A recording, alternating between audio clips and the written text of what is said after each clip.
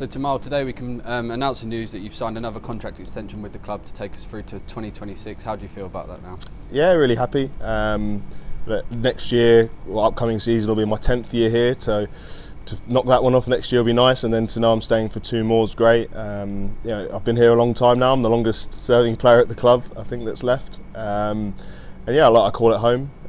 I don't want to play my cricket anywhere else, and I've really enjoyed working with Farb so far in terms of planning and building the squad. Farb's gave me a lot of responsibility last year, and that's going to continue through the next couple as well. So look, thrilled to get that sorted nice and early, look forward to continue building towards the future. Like you say, it's nearly 10 years at the club now. Last year you were awarded your county cap, which is something quite unusual for a white ball player. How much does that recognition mean to you as an individual? Yeah, it's nice. As you say, I kind of forgot about it and didn't really pay much mind to it. So when I was presented back at the start of the Blast campaign, it was a really nice surprise. Just kind of get your name in there and go down a little bit of kind of Sussex histories. It's great, and yeah, hopefully I've got many more memories to make.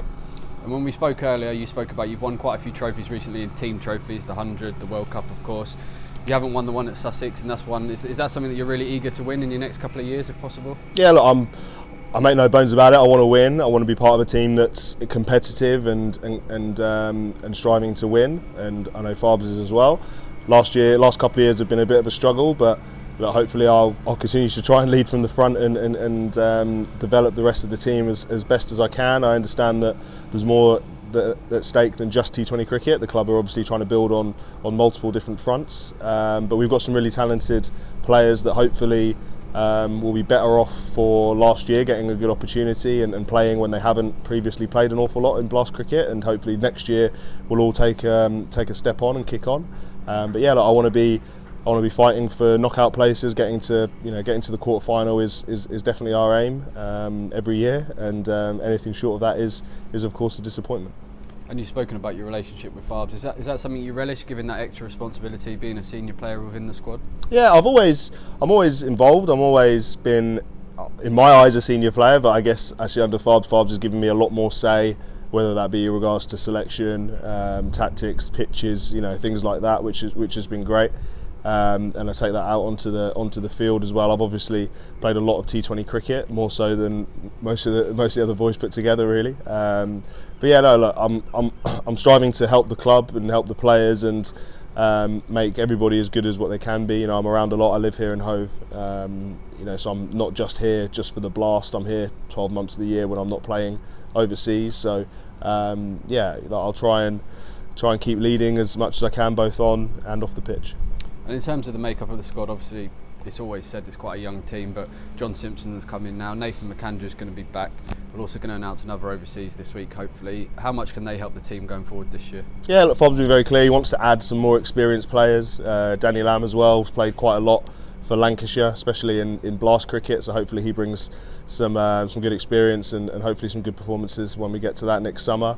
Between myself, the overseas players, Simo, Lammy, and the guys that have already played a bit already, so we should at least have a decent amount of games under our belt this year, as opposed to last year when we had probably 4 or 5 guys playing and who had never played before. So experience does count for a lot in T20 cricket. Match awareness, how you're able to handle pressure, handle different situations. So hopefully those little 1%ers will be better at next year. And of course the skill level needs to go up a notch as well. So hopefully that will be the case.